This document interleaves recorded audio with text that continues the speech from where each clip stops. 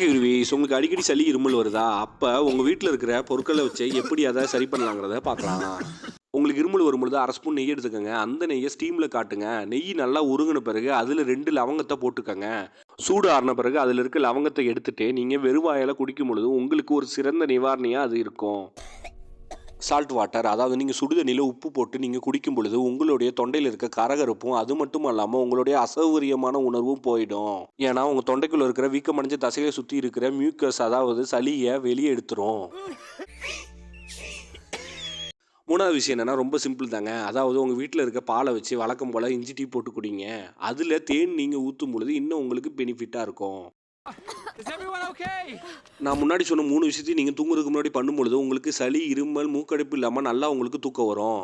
நான் சொன்ன இந்த எல்லா விஷயத்தையும் நீங்க ஒழுங்கா ஃபாலோ பண்ணா, நைட்டு இப்படி தூங்காம இருக்க நீங்க, இப்படி மாறிடுவீங்க.